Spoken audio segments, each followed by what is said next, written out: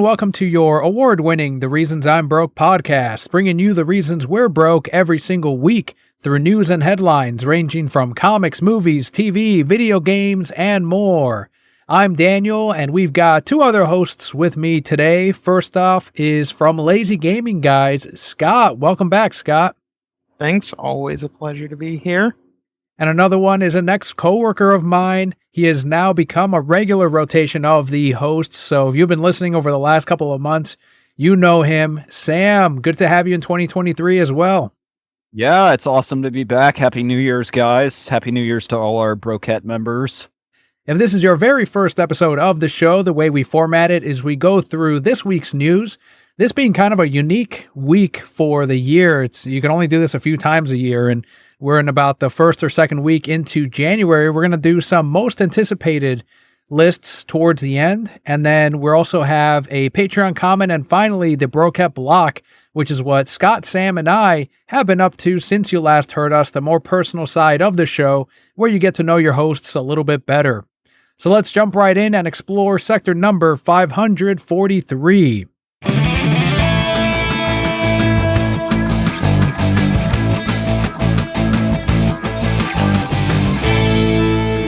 So this first one comes from Pokemon TCG. I know Scott and I are especially pretty big collectors when it comes to the TCG. Nothing too serious, but these right here, at least I definitely wanted to collect because the TCG art contest, it came and went. They chose their winners.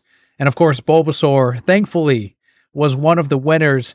But due to the difference in how Japan does their Pokemon TCG promos, and this is from previous contests, there was some doubt as to whether or not international collectors would be able to buy or obtain the art contest printings. Pokemon Company US or North America has confirmed that these illustration winners will be translated into Black Star promos, and the top three art winners included an Arcanine by Rend, Bulbasaur by Kasai Taiga, and Greninja by Julie Hang. So this one made me pretty happy because I needed to get Bulbasaur. I can't have two missing Bulbasaur TCG in my collection here. Do you have every other Bulbasaur? So I do have a YouTube video where I have every Bulbasaur except for the N64 printing, which there were only 100 of those printed, and they went to the winner of that Pokemon Snap photo, and who knows if that person kept them, they got thrown away, or they're hoarding all 100. They'll show up one day at some, estate sale or something. Dan, how often do they do these contests? Because I remember hearing about, one other one, I think. Is this an annual thing, or is this something they do for anniversaries? I know for sure they have done it in the past. I don't think it is an annual thing. At least they haven't announced that they're going to be doing it next year. I think it's like a semi-frequent, not anything specific that causes it, just kind of like hey, every few years they just go, let's give, the people, like some artists and stuff like that, a chance to shine. It's really cool. I mean, because so many, Pokemon is so all encompassing. So there's so many different artists from different fields and genres that I'm sure all love Pokemon. So it's really cool that they kind of get this chance to show their art style on possibly their favorite Pokemon card, and the whole world gets to see it. So I think that's really cool, and I'm glad that they are getting made into Black Star promos so that international collectors can enjoy it too. And maybe this will bring, those artists some work that they otherwise wouldn't get, or some new viewership. So that's always good. They announced distribution of these? Are they going to be as a pack with all three? Are they just going to be in those little blisters with the 2 packs and the promo? So it will be a pack of 3. The way they're distributing these, and they haven't yet opened it up, but if you go to PokemonCenter.com, there's a link somewhere in there where they have it might even be on the front page, they have the art contest banner. You click on there, you enter in your information, your email address, your birthday, and then you enter into basically a drawing of, in waves, I guess, or however they're doing it, where if you get emailed, then you'll have the option to buy the 3 packs. So basically you get one of those promo packs of the 3 cards as long as you make a $30 or more purchase. And then that's how you're able to get it. So basically the pack costs $30. That's insane though, that it's still a lottery system. Yeah, they're not mass printing them. which kind of sucks because I would love that if it was just a, here you go. Like, it's just something that's, a pack of 3, kind of like DBZ did with the Goku and Vegeta. Oh, Where yeah, it's yeah, just yeah. those cards or whatever. So it's just, hey, here's the 3, as a pack, maybe with a code card for the online, and then that's it. For for the $30, I think that would still be really cool. So how many winners were there in total, Daniel? So these were the top 3 winners, and they were the ones that Okay. got the $5,000 and $3,000 reward. First place, I believe, got $5,000, and then the second and third place got $3,000 each. But as you were saying, Sam, they do now have the opportunity, at least that I would if I were one of them, is I'd put this in my art portfolio. Like, I was published by Pokemon. Like, that's a pretty big deal. Oh yeah, that's going on the front page, dude. Like that is, I feel like that alone would get you a lot of work if you're an artist up for grabs, that's not under contract, which obviously these guys aren't to any hardcore extent to where they can't collaborate with other companies. So I mean, it's a huge boon for them. So you said it was Arcanine, Bulbasaur, and what was the third one? Third one was Greninja. Okay, So Daniel, those are all 2. cool. What's that, Scott? I said you're eating good for 2 of them because you have Bulbasaur Yeah. and Greninja. Greninja looks really cool as well. Yeah, there were a lot of really good Greninjas. My personal buddy, I used to work with him at the comic shop. His name is Jordan. And I told him about this art contest because he does artwork. And I'm like, hey, man, you should enter this. And he's like, oh, thanks for the idea. And he was sending me like ideas as he went on. Like, hey, what do you think of this pose? Or what do you think of that? And I'd give him some of my feedback. And he ended up doing a Greninja like under a waterfall. And it looked awesome. And he was like, all right, cool. So he posted it and submitted it. One of the artists that he follows, and I guess follows him, also entered the contest and also did a Greninja that is also under a waterfall. And he's like, what the fuck? And I think the winner might be a Greninja under a waterfall. So there was like 7 entries. No, thankfully it is not. I have it pulled up right now because I was Okay. looking at the other stuff. Yeah, a It's bunch like of them though are. Greninja, kind of like crouching and like with some reeds and stuff like that. Another Greninja next to it with like its tongue kind of flowing in the wind. So it's a Greninja coming out of a waterfall. It's near a It's waterfall. now drying off. Yeah, exactly. Congratulations again to these winners and to the rest that were voted in on the Pokemon TCG. We have some Nintendo news, nothing out of the ordinary for them. Early last month, Nintendo had a DidYouKnowGaming documentary about a failed 2004 pitch for a Zelda tactics game taken down from their YouTube channel.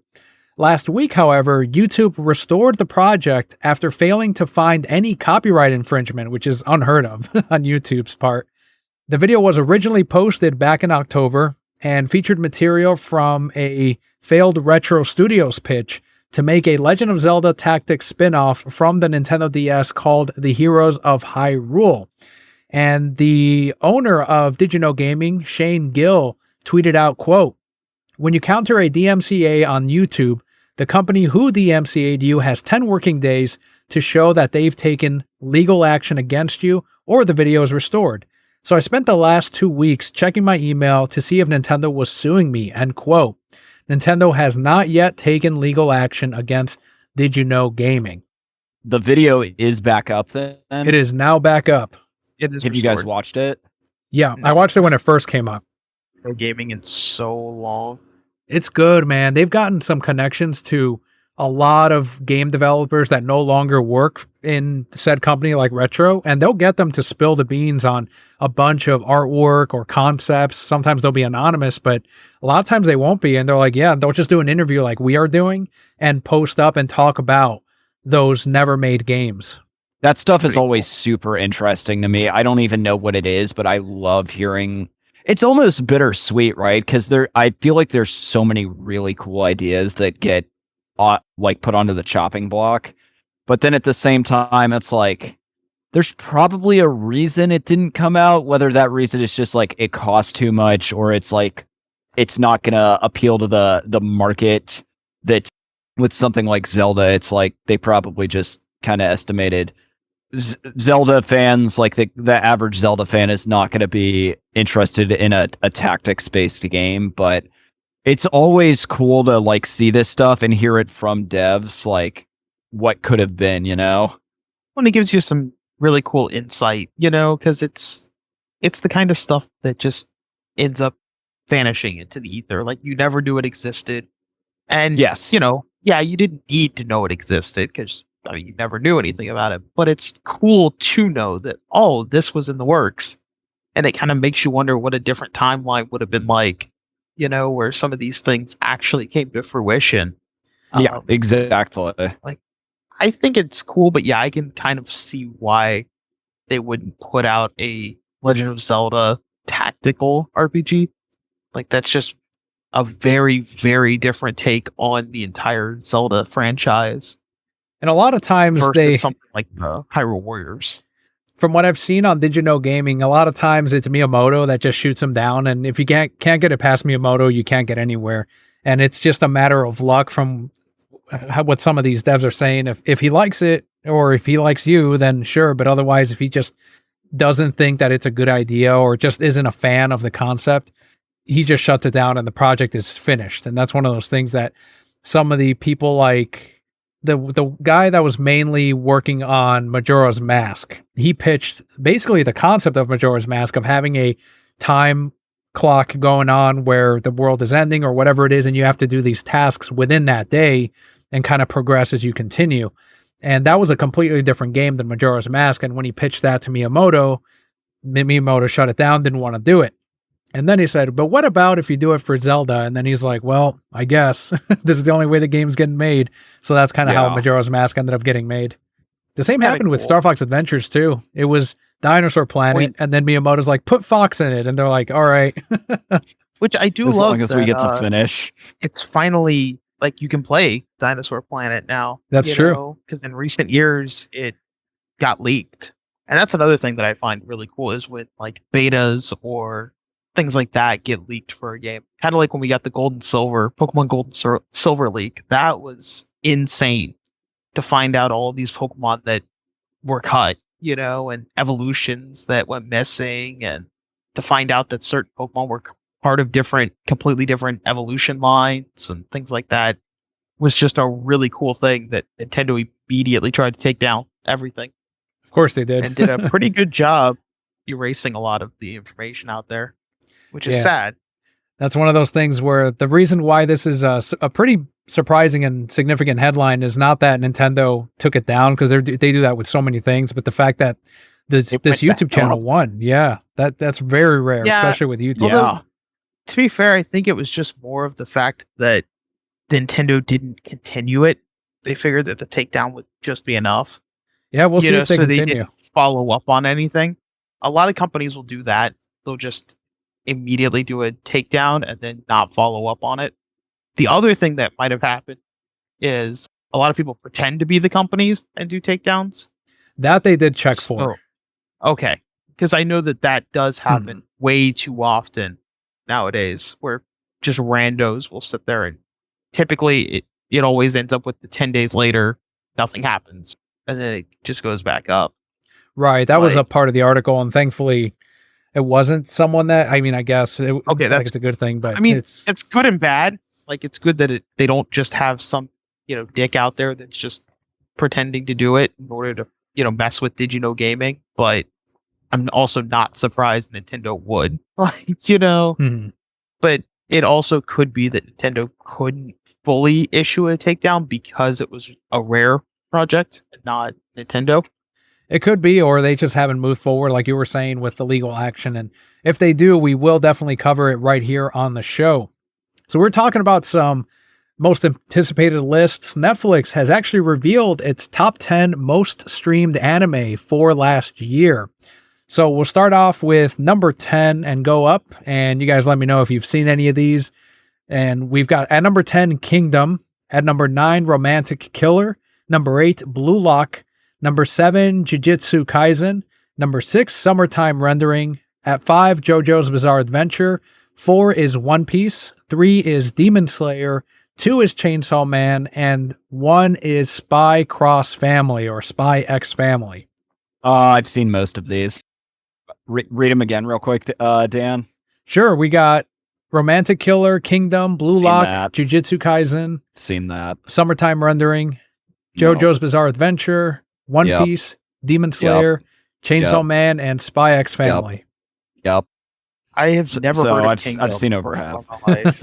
I Romantic have. Killer, I've also never heard of. Romantic Killer is pretty good. I watched all of it while I was doing some work from home stuff a couple weeks ago. It's pretty entertaining. This must include like international Netflix, I'm guessing, right? Because a lot I'm of assuming these so, yeah. Kingdom is actually really good. It hasn't done as well statewide because we don't have a translation of the manga. But in Japan, last year it actually outsold One Piece for a little while. Yeah, it's a historical fiction. It's oddly enough, it's based off of the Chinese War of the Three Kingdoms era. So it's definitely, if you read other languages or if you want to check out the anime, it's a cool watch. It's a better read than watch, but it's very interesting. Well, there we go. Our resident weeb, of course. You'd be the one who would know most of these, if anything. Yeah, I because like that you included all this anime stuff for your weeb friends. Good. Demon Slayer is fantastic. One Piece is decent as an anime. It's way better as a manga. JoJo's Bizarre Adventure is fantastic. Jujutsu Kaisen's better as an anime than it ever was as a manga. Agreed. Blue Lock is crap. And then, yeah, Chainsaw Man, I don't care for the anime adaptation. Manga's great. I would definitely Manga's say okay. Season 2 of the manga's crap. I haven't started season 2 yet. I only read the first part. Part 1 was pretty good. Yeah. It took a little while to really grow on me, but I at least enjoyed it. I think it's very overhyped. Yeah, I can feel you on that. Part 2 is just not nearly as good as part 1 was. Unfortunate. I have heard a lot of people complaining about the anime. I've seen the petition and everything. It's wild. I will repeat my thoughts on the anime real quick, because Ronin Council, I did talk about why I wouldn't be watching the anime, and to me, it's just too bright. It doesn't feel like the horror kind of aspects and things like that the manga does. You don't. I think get that's that kind what of most of the complaints have been. Yeah, like I was expecting kind of more similar to Attack on Titan's art style, where it's the darker lines, the kind of heavier feel to it. Yeah, it kind of emphasizes that like sense of dread that you feel when you're reading it. Yeah, it looks just like My Hero Academia or One Piece, and it's like, oh, this is supposed to be a horror like sense of dread anime, and it's just this bright and colorful world. I'm like, I can't do that. Nothing about the adaptation itself, other than the fact that like I just feel like the art style just makes it look like generic shonen or any other generic anime. If I were still working at the comic shop, this is definitely a list I'd pay close attention to. I do still listen to some comic industry shows, and from what I understand, it's kind of changed. Back when I was still working at the shop 2 years ago or so, it was a matter of I would order any volume 1 that was in the previous catalog and at least 2 copies of it, because we would inevitably sell out, even if the anime or the manga didn't take off. People would be looking for new number 1s. They'd pick up the first graphic novel and that'd be it. It usually go out of print pretty quickly, so I try to make sure to order a few. But otherwise, I would pay attention to like some of the hot stuff like Chainsaw Man, or at the time My Hero Academia, Demon Slayer. Attack on the Titan started coming back a little bit, so I started ordering some of that. But from what I'm seeing now, and I always carried whenever it was in print, Sailor Moon, Inuyasha, all the classic stuff, the stuff that people about Sam and I, actually all our ages, kind of grew up on a little bit, and especially the female audience would pick up Inuyasha and Sailor Moon. And it'd be, again, grown women, people our age, that'd be wanting to read the manga that they grew up on, or read the manga that the show that they watched is based on. Sailor Moon's a much better manga than an anime. But from the shows I'm listening to, that the sales are now just new stuff, that even like the classic so-called manga, like the stuff I was just talking about, is now no longer selling to those adults, and that the newer, the kids today that are buying manga are mainly buying the new stuff that they're watching on TV as well. That's what's hitting, and I thought that was interesting, that the older stuff has now kind of moved on and people are not buying it at the rate that they were 2 years ago. I just found that interesting. I think there's a couple reasons for that too. One, a lot of those manga that are owned by Viz, once like their target audience, quote unquote, kind of ages out and the show hasn't been airing for a while, they stop printing a lot of that stuff. And to get it on the secondary market is really expensive in some cases. And then also, it's like you said, I feel like a lot of what people read is based off of their friends' recommendations or something that they happen to catch on Crunchyroll. And then they want to read the manga so that they can keep going after the season of the anime ends. I don't even think it's that. I think they're just buying what they see on like TikTok videos and things like that of literally scenes from Chainsaw Man, scenes from Demon That could be Slayer, true as well, scenes yeah. from, like, you know, that's why you have sales for like My Hero Academia, Demon Slayer, Chainsaw Man, Spy X Family. Yeah. The whole concept of classics is pretty much going away. Mhm. Like that, oh, this anime is a classic or something like that.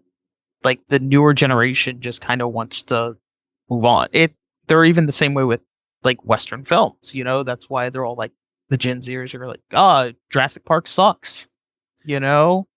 And they're saying like, oh, well, Pokemon Gen 2 is the worst generation ever to exist. Like Gen 4 is the best one. And it's like, or Gen 6, they're like, oh, Gen 6 was clearly the best one. X and Y was way better than any other Pokemon generation. You know, so they want to have these takes of like, oh, I don't want anything to do with what everyone else loved. Yeah. And that's kind of the whole thing, which is leading them to just go after whatever's new. Right. Because, oh, well, this is what we are deciding we love. Mhm. So we're not going to, bother with Sailor Moon. That's what other people said was good and they enjoyed. Fuck that. I don't want that. I want this new series. It's that mindset of like, they can't like something that other people have already said is great or factually point out is good. It's like, no, they have to reject it to have their own opinion and feel like it's their opinion. Yeah, I mean, it's kind of like they feel like they have to carve their own road, I guess. I'm obviously not a part of that, but that does make sense that it also translates into the world of manga and the anime, and just get the newest stuff and move on from the old, and it is what it is. So stuff like Inuyasha and all the other anime we grew up on, Cowboy Bebop, even all that stuff, like, while we consider them classics, I mean, I think it might be one of those things where in 40 years, if even that, they'll kind of be mostly forgotten. Yeah, unfortunately. Yeah. Thankfully, a lot of them still do get reprints. As far as like, especially the animes, Cowboy Bebop just got a Blu-ray copy not long ago. Yeah. Most of the classic anime are on Blu-ray now, which means that they'll probably move on to the next format as well and stuff like that. But there's a lot of really good series that have not moved over to the new formats and are just being left further and further behind. Great examples like Tenchi Muyo. That one's a classic anime, and it's DVD only. And even then, the DVDs are out of print. So good luck. Yeah, same with things like Baccano and stuff like that. Stuff that's like really good, but just didn't have Baccano was a licensing issue. Yeah. Well, that's a lot of it too. It's like, oh, we had this license that lapsed. No one has it now. We can't print it. Yeah. Yeah. You know how that shit goes. That's the other issue with anime versus other stuff, is that there's a lot more licensing deals of like, it's only good for 10 years. Once Right. it's why Fullmetal Alchemist Brotherhood, it lapsed on that as well. Yeah. Although I guess they are bringing that back, but holy shit, it's expensive. The new printing is like 3 parts is what they split Brotherhood up into, and it's $200 each part. Christ almighty. So, like, you want to spend $600 for Fullmetal Alchemist Brotherhood, you can. Used to have it all on fucking DVD, and it was like $16 per box set. I have parts 1 through 4 on DVD, and then part 5 on Blu-ray because it was cheaper at the time. Some of these are coming back, but they're pricing them like ridiculously high and pricing themselves out of the market with it. Before we move on into some Marvel and DC news, we have critical news as far as an actor, but there is thankfully some light at the end of this tunnel. I'm sure you might have heard that Jeremy Renner, known for The Hurt Locker, The Town, Arrival, has suffered a snowplowing incident on New Year's Day. So according to a neighbor, Renner was plowing the road outside of his Tahoe home when the snowcat machine accidentally ran over one of his legs, resulting in heavy blood loss. Another neighbor who is a doctor was able to treat the leg until paramedics arrived, and he was airlifted by helicopter to a hospital in Reno where he was reported in stable but critical condition. He has also posted a post on Instagram talking about how it's a selfie and kind of giving a little update to his fans, and he lived through it. That's one of those accidents that thankfully the doctor was there on site, happened to have a neighbor that was a doctor that knew how to treat that and at least stop the blood loss long enough for him to get airlifted, because had he not been there, that might have been it for him. So thankfully some very good circumstances under this one. Very unfortunate, of course, the accident, but it sounds like he is in stable condition and will make it through. Yeah, I'm definitely glad that, like, obviously this wasn't life ending. And I was reading up on it a little. Apparently he was doing the snow plowing because he was concerned about, other people being able to drive. So it's just like, it would have been a big, misfortune if he was trying to do something, for the benefit of other people and then ends up dying in the process. That's always extra sad to hear about. We also don't know, I don't think yet, whether it was career ending in certain ways. Like I have a feeling it probably might be. How his leg is and how it will recover. I know if nothing else, he's going to be out for quite a long time. Yeah. It's a bad situation, but it's good that it happened at the time it did, where his neighbor that was a doctor was readily available, wasn't, away with visiting relatives or anything else. He was actually there and able to assist. It's one of those things where thankfully his name is big enough to where I do think once he recovers, and as you said, there's going to be a lot of physical therapy involved there. Yeah, exactly. It's going to be years before, if we don't know if he's able to, the seriousness of that injury, if he's going to be able to walk unassisted in the future, we don't know. But the important thing is, as it was mentioned here, is that he did make it out with his life. And I also read that they're treating it as a homicide, because I guess there's something in the snowcats that are supposed to trigger to prevent these kind of accidents from happening. So because that wasn't triggered, that they have to treat it as a attempted homicide. So that I thought that was kind of an interesting thing as far as the process when it comes to filling out these reports. But it might even be a something that the snowcat machine malfunctioned on, or there was a certain safety thing that wasn't properly done when he was using it. It could be a number of things, and we'll learn more about it throughout the next couple of weeks. But thankfully, it sounds like he's going to be all right, and it could have been a much worse story to kick off the new year. So very good that he is okay. And I do want to ask both of you. I don't know if you've seen a lot of his movies, Scott, but Sam, at least, do you have a favorite performance or a favorite movie from his? I really like him in The Town. Hansel and Gretel Witch Hunter is a big guilty pleasure, but I do think he's good in that. Arrival, I haven't seen all the way through. I actually liked his Bourne movie. I know most people didn't, but I thought it was pretty good. I like him in most things that he's in, honestly. If I had to pick one, I'd probably say The Town. The Town, I think he was nominated for that one, if I remember correctly. Yeah, I mean, he's really good at it, and you see him doing like a very different role than he plays in most other things, where he's kind of like this really conniving, like manipulative, almost bank robber, to where you're kind of like, is he about to just go off and like ruin Ben Affleck's life, or what's the end goal here?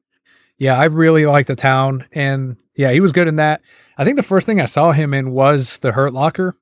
Kelly and I were... That movie won an Oscar, right? Yes, I believe that's James Cameron's wife that directed it. And yeah, it was during that period where Kelly and I were catching all of the Oscar nominees, because AMC was doing a special pricing where you could see all the movies and then you get unlimited popcorn and drinks. And they did that during Oscar season. And you could see them all on the big screen. So that's how we were able to catch a lot of these, especially limited release movies that would make it on their best picture. And it's like, now it's released widely and you can watch it. And Hurt Locker was one of those. And we really enjoyed it. I don't think it was our favorite movie of that year. That might have been There Will Be Blood's year. I got to look back, but ooh, yeah. But that was a good year in movies. That whole era, those couple years during that time with the Hurt Locker. Yeah, that was good. But my favorite's Arrival. I love that movie. I still watch it, especially as a parent. It hits me a whole lot differently. And Amy Adams is incredible in it, but he's a very good supporting actor in that film. How about you, Scott? Have you seen anything starring Jeremy Renner? Now looking up his thing, I've seen a few, but I couldn't tell you like who he was in it. Gotcha. It's like, sure, I think SWAT was an interesting movie, but I don't remember who like Brian Gamble was in that movie. Same with 28 Weeks Later. I've seen that, but or the one episode of Angel he was in. I mean, I've seen all of Angel, so I've seen that. You're like, But I've seen a bunch of stuff he's in, but I mean, like I guess technically the Avengers would be the biggest thing I've seen him in that I actually like. Oh yeah, he was good. Hawkeye was okay. maybe if you were in an I don't think he's no, a bad actor. I was gonna say maybe if you were in an anime you would recognize him, but you don't watch dubbed, so even then. Not anymore. No, I don't watch stuff unless If he was in a like, old stuff. JRPG where they lock you out of the Japanese audio, Don't you worry, go. I just listened to the game on mute. there you go. Oh, another actor from the world of comics is Dave Bautista, and Army of the Dead's Dave Bautista has revealed that he is exiting the Marvel Universe after Guardians 3. So in an interview with GQ magazine, he said, quote, "I'm so grateful for Drax. I love him, but there's a relief that it's over. It wasn't all pleasant. It was hard playing that role. The makeup process was beating me down, and I just don't know if I want Drax to be my legacy. It's a silly performance, and I want to do more dramatic stuff," end quote. And he won't be remembered for that set of films. I think he's already broken out of that MCU role, I guess, because he's done Army of the Dead. He was in one of the Bond movies. At that time, Yeah. he was like really branching out into other roles, but he was the lead in Army of the Dead and did an incredible job. He was also in Dune, and I believe he should be in the sequels because his character lives in the first film.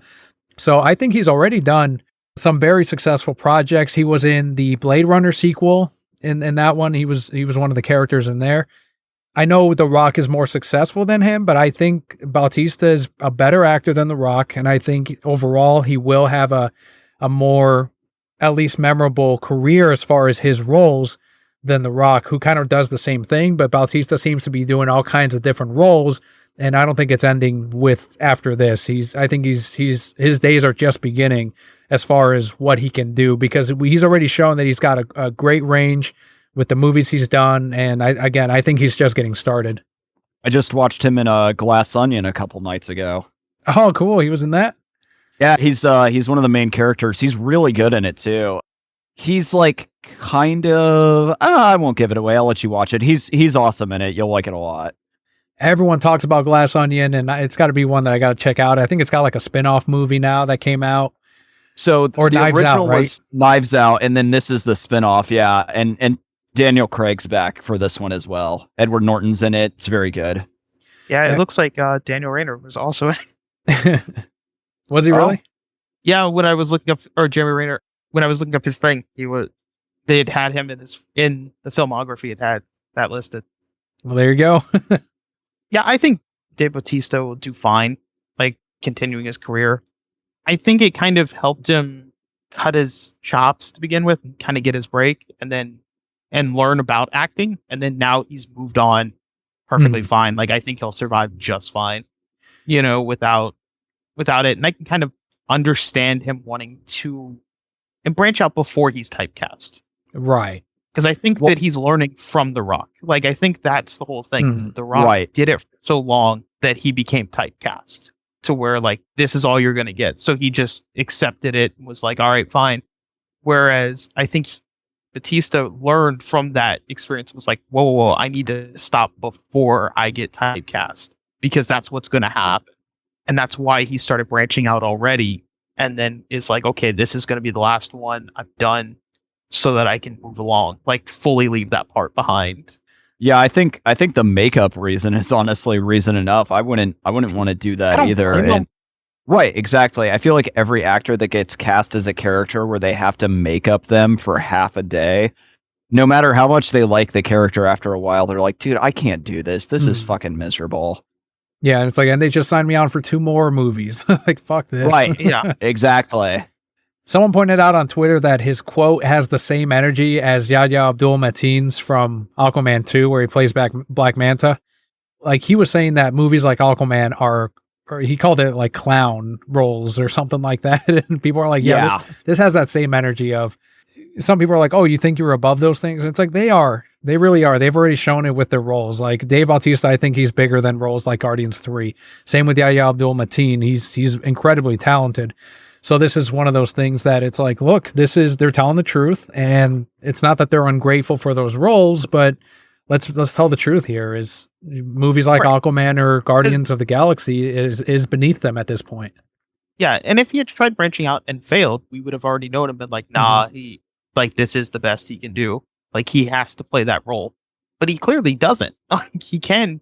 He's fine. Like, he can clearly play more serious roles. He can play other roles. He's proved it. That role is now, even if it's not beneath him, it's still like it's his stepping stone. Like, it's a stepping stone role. It's not his final role. It's not the one he wants to be remembered for. Did either of you watch Army of the Dead from, I think it was last year that it released? Dude, it's been in my watch list for a year. He's good in that, man. I think, let me know if you end up watching it. I'm definitely going to. Maybe the next time I have another 3-day weekend, I'll do that. Zach uses a different kind of lens when he films it. So you'll see, he used that same camera when he did the Nightmare sequence in the Snyder Cut. Oh, no, okay, yeah, cool. like where, how it has like that extreme blur on the background and then that one focus, and then even there a little bit blurred on the edges. Like he uses that, it's called the Dream Lens, and he uses that for the whole movie for Army of the Dead, and it gives it that very different look than your traditional zombie movie. So I'll be interested to see what you think of it. That kind of like hazy, mysterious look to it. Yeah, I'm a big fan of that.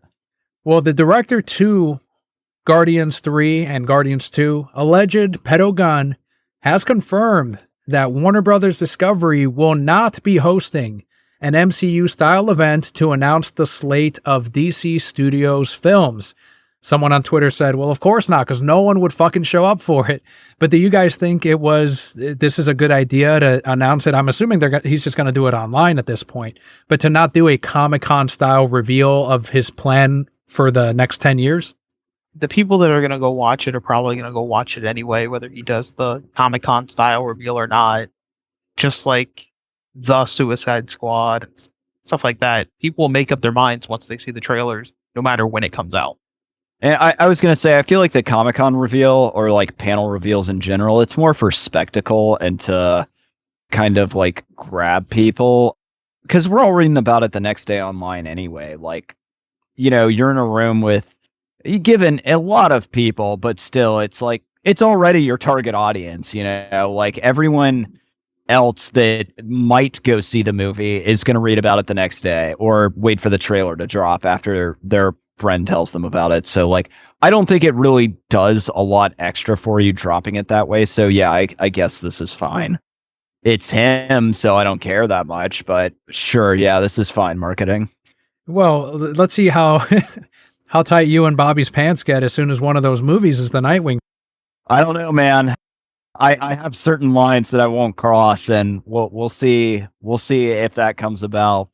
This is what I kept saying on Twitter, and I'm not saying you or Bobby are going to react this way, but there's people in the Snyder Cut movement that are like, yeah, no, fuck this, or people in the Henry Cavill movement and whoever it is that's against Gunn right now that are boycotting it. And I'm like, and people have been saying it on Twitter too, just wait until they announce that slate of films, and so many of you fuckers are going to flip-flop on this.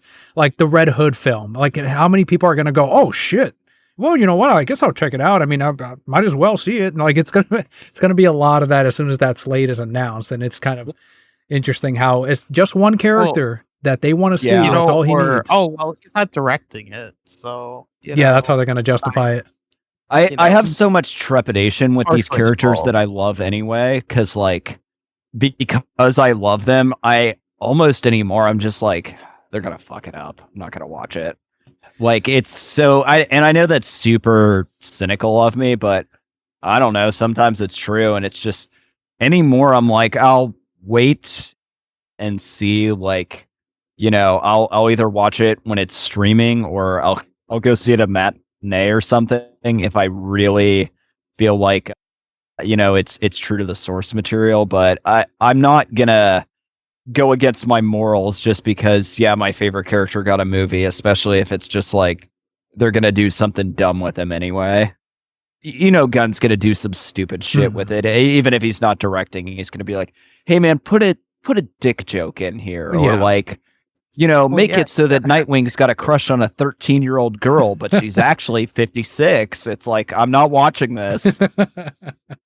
Yeah, I am trying to put myself in that seat too, because it's like, what if you were to announce a solo Ra's al Ghul, something that would never happen, a solo Ra's al Ghul film or a solo Sinestro film, something that's like, oh, Daniel would love this normally, but that's already happened. Like, one of my favorite characters is Batman, and I have that experience of, holy shit, they made a solo Batman film that I was not excited for, that I will not watch, that I haven't seen. Like, if I had told myself this 10 years ago, there's going to be a new Batman movie and you're not going to want to go see it, I'll be like, bullshit, I fucking love Batman. And now it's like, here we are, 2023, and I get called the people point at me and they're like, you're not a true DC fan. And it's like, what the fuck are you talking about? Well, and I think I've talked to you about this. I'm at the point where I just kind of have superhero movie fatigue. I still read comics like all the time, but it's just, as far as cinema goes, like, because Marvel's cranking them out so much and shit, it's just, we're getting so many a year that I'm just kind of like, whatever, man, it's not special anymore. Yeah, it's truly if we were enjoying these, it would be, what do they call it? An embarrassment of riches, right? Exactly.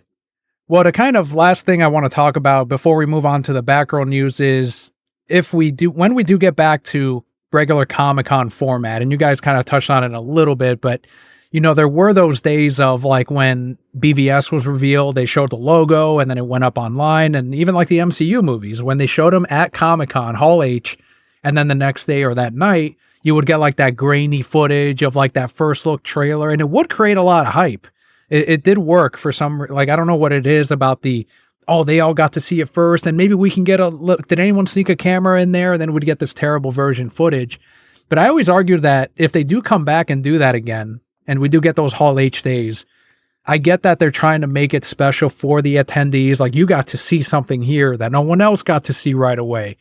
But from a marketing perspective, and maybe you guys know of a better way to handle this, but do you guys think that showing it off at Hall H and then releasing the high quality trailer that very night out publicly would be better for the film?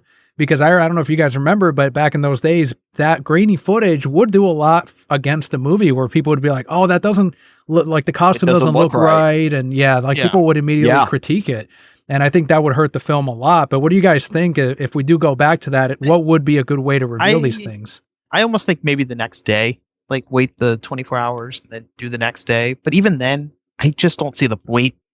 I get that people want to be there and like have something special for being there.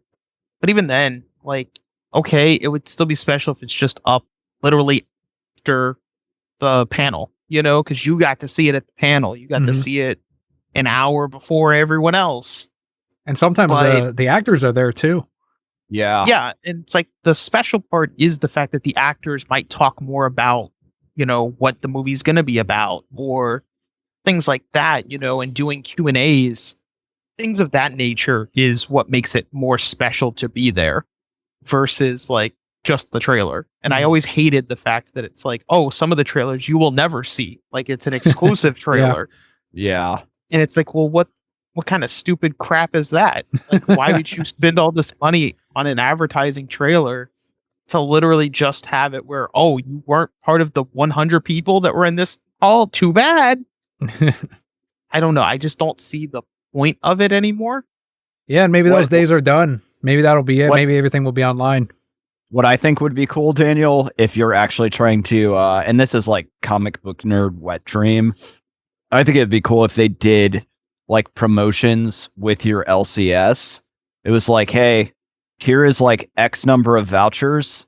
Give them out to people that have subscribed to like whatever title for X amount of time.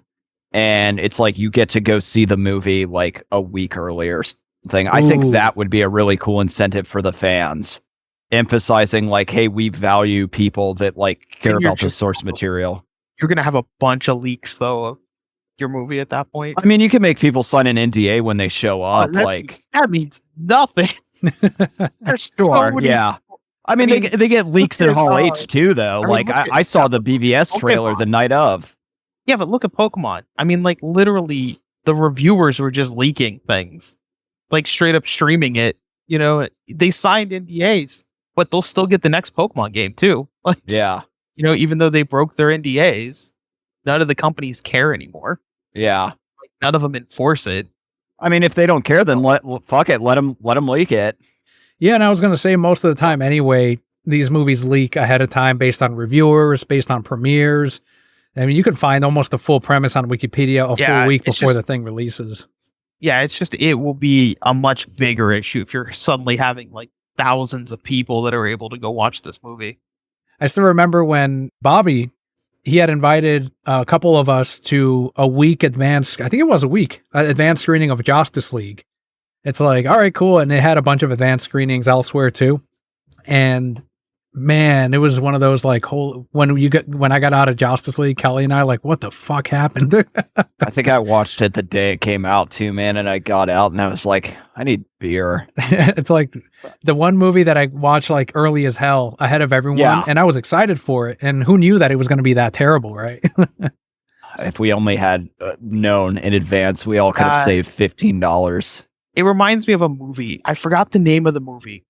It's an old like documentary style from before Star Wars Episode 1 came out. Like this group of friends, one of their friends is diagnosed with cancer and is going to pass away before the movie releases. They try to get George Lucas to like, you know, let him watch the movie early. And that's most of the movie, but he finally gets to see it. Like the friend gets to see it, but can't talk about it. And then later they're like sitting down at the theater and like, holy shit, he never said that it was good. And then at the end they're like, fuck. And it's just like, yeah, that's kind of like you with Justice League, where it's like, you know, even if you don't talk about it, it's like, shit, this sucks. You know, you finally get to see it early, and it's like, well, fuck, it just ruined everything. And I remember my old boss at the comic shop who did not like Man of Steel, did not like BVS, made fun of BVS and Justice League throughout the trailers and leaks and all that leading up to it. And then Bobby offered, you know, these advanced screenings, and he's like, oh yeah, I'll go. And I'm like, whoa. You don't like his movies. Why would you watch this? And he's like, well, I still want to watch it. And I'm like, that doesn't make sense to me. Like, I don't watch MCU movies anymore because I don't like them. I know what I'm going to get, so I'd stop watching them. I just don't get why you'd see this. And he's like, no, I mean, I want to go see it. And it still baffled my mind. But when it was done, and I was like, you should have loved this movie. It's Avengers. Like, it's just an Avengers movie. I always found that fascinating. I don't know why that mystery never got solved of like, why did you want to see it though? I think, because I have people like that I work with where like they could have negative interest in something and then you'll be like, it's free. And they're like, oh fuck, I'm in, let's go. Maybe. Yeah, it could be that. Or, I mean, I don't know. Could also be another, like, let me watch this so I can make fun of it later some more. I don't know, but I was on that same camp. Too. Yeah. Maybe he just wanted ammunition. Yeah, but I actually did not get a lot of it, like a lot of fire my way, because I'm like, no, it was terrible. And it was more like they felt bad for me. No, everyone agreed with you on that one. That movie fucking bombs. Well, here we have some Batgirl news still. This shit won't die. Hopefully this is the last of it. Leslie Grace, who starred as Barbara Gordon in that now canceled Batgirl, revealed on Instagram what her third act Batgirl costume would have looked like. And I don't know if you guys got to see it, but yeah, it just makes me happier and happier that it got canceled. I don't know, man. Like, I think you and I talked about this a little bit when we were both still working up front. There's certain things that like need to be modified before they're adapted, right? Like, I think their idea was like, let's just make a comic book suit. And it's like, oh, that shit looks bad. And Batgirl's suit has always been like, other than I would say maybe the New 52 interpretation, like the one where it's most like this only works because it's a comic. Like we got the Babs Tarr one that took off in comics, as you were saying. People were like, this looks like a real costume or something that a cosplayer would make or whatever. But it actually looks like a combat suit. Yeah. Yeah, it actually looked good in the comics, and then you see it in those behind the scenes videos and photos, and even promotional material and the reveal of it where she's standing on top of a gargoyle looks terrible. Did not it looks translate really well. bad. And then this new costume that she dons at the end of the film, that's like her upgrade or whatever, looks like Batman 66. Honestly, Yeah, that's what I was gonna say. It looks like the Adam West Batman Batgirl suit. And I'm sure that's might have been what they were going for, like an armored version of that, but it also looked fucking terrible. And then you see the Firefly picture with Brendan Fraser, and it's like that fucking costume looks terrible. It looks like another gimp suit, just like the Riddler in Batman, and it's just it really does look unsalvageable, as the reports first said when it got canceled. It doesn't look like something that could have been saved. Any kind of reshoots that they needed to get rid of Michael Keaton to replace him with Ben. It's just a mess. It's supposed to be a post-Flashpoint Flash film. Too much to change, not enough. It's just not worth the money that they would have had to invest back into it. So just another sign, good riddance, in my opinion. I think you mean Flushpoint, Daniel. Well, yeah, that's definitely what it's doing. I don't read enough comics. I barely read I've never actually read a back comic in my life. Like, I've read comics that have her in it, but it's like, so yeah, as far as what it comic or the costume should look like or anything else, I'm just like, no, I'm good. It reminded me of something CW, but yeah, I'm not qualified to be like, oh, this is the shittiest take, or oh my god, this is amazing. I'm like, it's whatever. It's there. Real quick, Daniel, who's your favorite Batgirl? It is Barbara Gordon because of, unfortunately now, but Gail Simone's around a Batgirl. I thought it was excellent. I was just gonna say it's so good, and I just hate that she was like so shitty about that because it's such a good run. Yeah. I also really liked the 2009 Stephanie Brown Batgirl. I thought that was really good too. It's funny. Stephanie Brown has her fans, especially on Tumblr, but and people ask constantly, like, put her in the comics, but yeah, I think it'll be a while before she oh no, they just did one called Batgirls, and it has Cassandra Cain, I think, as the supporting character with Stephanie Brown. So, yeah, Stephanie also showed up in Robins with an S. There you go. Yeah, so she's back. I don't think she has a solo book right now. Yeah, I mean, if Stephanie Brown fans are as loud in the comic shop as they are online, I think that book would have done really well. And I don't know how sales are, but I mean, again, we haven't gotten a Stephanie Brown solo since I think that Batgirl run. So yeah, I was going to say even the Birds of Prey TV show Batgirl, like the show being what it is, but that Batgirl suit actually looked decent. It looked better than the CW, looked better than this one. I don't know if you ever saw that another guilty pleasure of mine. I actually I enjoyed that show quite a bit. I acknowledge it's not good, but it's fun.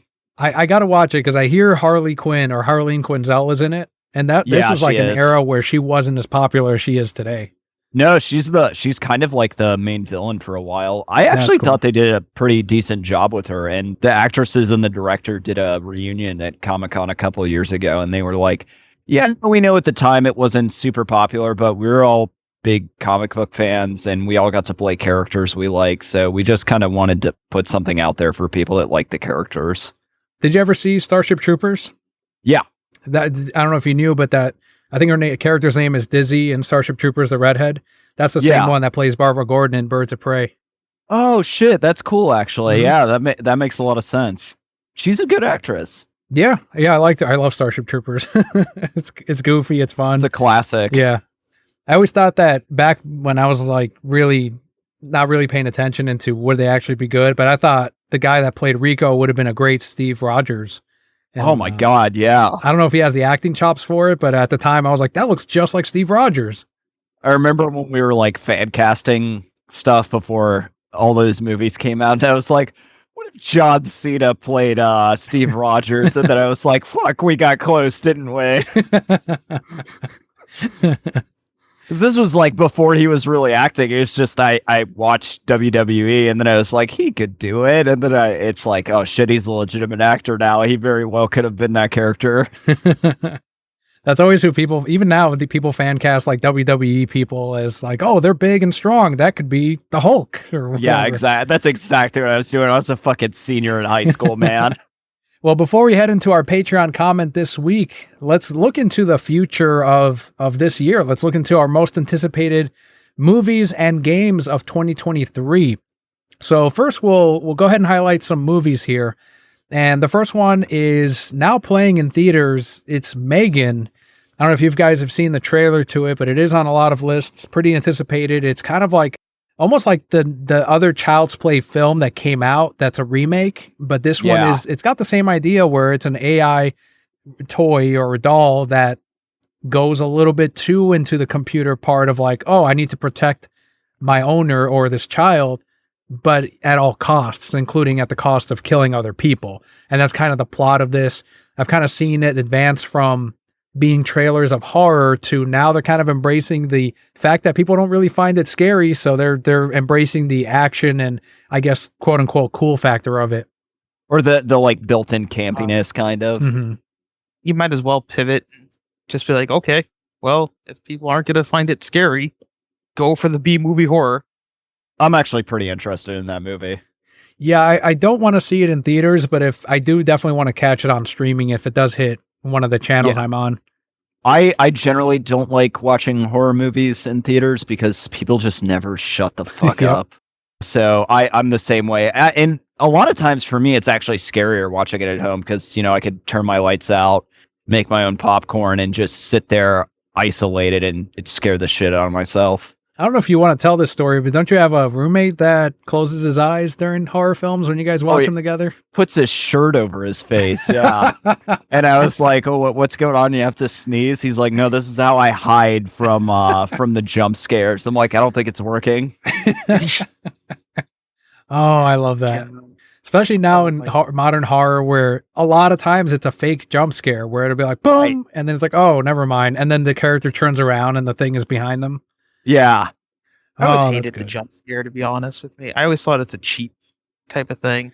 Oh, it's super cheap, but like or more psychological or kind of a build up and just the tension itself is kind of the horror. No, I agree with you. Yeah, there is something to be said about that anticipation, that anxiety that you get from like, oh shit, here comes the jump scare. So I get it. I get that that's exciting for a lot of people, but I'm on the same camp of something like The Exorcist I find scary, and that has one jump scare in the entire thing. Yeah. And then, or I think it's called Hereditary. That one I don't think has any jump scares from what I remember, and that is a fucking frightening movie.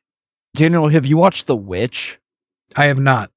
I feel like you would really like that one. It's much in that same vein. It's a bit of a slow burn, but I think you would appreciate it. I'll be putting my shirt over my face in that one. You'll be putting your shirt over your face for sure. He'll definitely be hiding. This is how I hide from the whole movie. Yeah, exactly. Next one on this list is one that our old clientele, Sam, I don't know if they're going to be behind on this one. I'm curious. Actually, Scott, you played D&D. Dungeons & Dragons Honor Among Thieves, set to release on March 31st. I haven't personally seen a lot of excitement from the D&D fan base for this film. I don't know if maybe doing a tie-in campaign or something to help the film out what might have been a good idea, but potential to do okay in the theaters, but I really don't know. Tell me, Scott, do you find any interest in the D&D movie? First off, why did they steal the subtitle from freaking Uncharted? For the royalties. Yeah. The other thing is, like, I don't think most of the D&D players give a crap. I could be wrong, but like, no, you're correct. Most of them don't know expanded lore. Hell, I don't know expanded lore and stuff to actually care about the books, the movies, any of that. Like, most of them, it's just a hobby that they play. You know, it's just I get together with friends and play D&D. You know, there's always going to be that one nerd in the group that, you know, does read all the books and stuff. But that's actually in Tales of Drizzt. Yeah. And that if you read this book and chapter 3, page 6, but most people, it's just a game they play. Like, they don't know that there is lore outside of the core rule books, you know, and each expansion. So it's one of those things that, you might get some fans going and watching it, but you're probably just going to get more casual people that are just looking for something Lord of the Rings-ish, you know. Or that like Chris Pine. Yeah. I think, or Witcher. People that like The Witcher might go watch this just because, again, it's going to be a fantasy series, I'm sure. But that's about it. I don't really see like a bunch of D&D people going towards it, and I don't think the D&D name here helps with marketing in any way, shape, or form. Like, you could No, have called it anything else, and it would be, I think, just as popular or just as bad. Like, my group talked about it. My D&D group, which I'm actually heading to after this podcast, and we were all like, it just looks silly. Like they're gonna throw a bunch of slapstick humor at the wall and hope people show up because Chris Pine is playing the lead character. There you go. And I know when I ordered the comic book back at the comic shop, it did not take off like we were hoping. And this was back when, like, during COVID, where D&D took off again because of Stranger Things, because of COVID. And it's like, oh shit, maybe let's order a little heavier on this D&D book, and maybe this will also. Nope, no one cared. No, not at no. all. Yeah. And another one on this list is coming out on March 24th, just a few days after D&D, is John Wick Chapter 4. This was one that the release has been delayed because of COVID, and now we're finally getting it this year. This is probably my most anticipated, to be honest. I just love the John Wick films. I love Keanu Reeves, and I like that that just kind of like new take on an old classic action movie, man. I think these movies are super cool, and this sounds cheesy, but like you can just kind of tell by the way he carries himself that like Keanu's just having a lot of fun making them, and he's really making them because he wants to. Like that dude doesn't need money. Like he's fine. He's obviously making these because he's having fun with them, and he likes the audience feedback, which these movies, you know, have gotten a lot of good feedback and people enjoy watching them. Are you a fan of these, Dan? Yeah, I do like the first one I really enjoyed, and the third one I liked as well. So I'm in for Chapter 4, absolutely. And we're getting more. I think this is just, they're still doing 5 and I think 6, plus We're some getting spin-offs. a spin-off too. Yeah. With Ana de Armas, right? Yeah. That one actually looks really fucking cool too, from what I've read on it. and that makes 5 too many. You didn't like them? No, I watched the first one. I did not care. Oh, I was so bored. There's money to be made, Scott. They're going to keep making them. Keanu, but I was just so bored during that movie. Another hot take from Scott. It's what we're all here for. Basically. Yeah, got to be at least one. So in April, the Super Mario Brothers movie. This is one that I'll be taking Leo to. He enjoyed the Sonic the Hedgehog movies, and he saw the trailer for Mario Brothers, and I showed him the new trailer for Mario Brothers, and he's like, can we go see it? When's it come out? And I'm like, oh, we'll go soon. So we are going to go to theaters, and we'll be watching this Mario movie. And you've heard me from the first or second trailer. I do have some problems with the characterization of Mario, but this is going to be, I think, a pretty popular kids film. Oh, for sure. This will be a catch it on stream for me. I'm not excited about it. I'm pretty neutral, but I'm also not like this. I don't find it offensive. Yeah, I think it's going to do pretty good. I don't have any issues with it, but it's definitely not one I'm seeing in theaters or like, oh my God, I'm anticipating it. Yeah. You know, it's more just it's on a streaming service I have. Sure. If not, I really don't care. I just hope it leads or hints into another universe, maybe an appearance of a Zelda character or something that kind of opens the doors to some other animated Nintendo films, assuming this one does all right. One of my most anticipated ones is Fast 10, set to release on May 19th. I think they filmed Fast 10 and 11 back to back, so in 2024 we should be getting Fast 11, but Fast 10 also went through some pretty controversial changes. Vin Diesel tried to get The Rock to come back for this one. He didn't. So Momoa, they used that Rock money, and they hired Momoa, who's going to be a villain, I believe. Probably a family member by the end of the movie, let's be honest. He'll be at that barbecue. And then Charlize Theron is going to be back in this one, and we're going to get some more from the various cast. Even it's even said that Gal Gadot might even appear in 10 or 11, as her character was killed off, but that's never stopped any Fast and Furious character from coming back. We've seen that happen. So I'm really excited. I love these films. Yeah. So with The Rock on, do you think this might make your favorite in the franchise, Daniel? It's got to be. I mean, I hope they do a great job with it. There's a lot to try to top, but they keep doing it as far as the ridiculousness of it. And I love it. And I've said it before where I don't like how the internet, when Fast 9 came out, where they're like, they're going into space. ugh. And it's like, where have you been? Like, all these Fast Yeah. and Furious movies are fucking silly. Like, we know They're what absurd, we're getting. yeah. And, like, I know what I'm getting out of them, and I'm okay Let people with it. just enjoy the fucking thing that they like, man. It's just kind of funny that they waited until 9 to be like, these are getting silly. It's like, no, they've been silly. I think the last one I watched was 7, and that one is, yeah, 7's the one where they jump the car through the glass building in Dubai, right? Yes. Yeah, and like, yeah, that's insane. So like, what are you talking about, man? They've always been ridiculous. Even 5's insane. Like they drive a bank vault through the streets of Los Angeles Yes. and nothing really happens.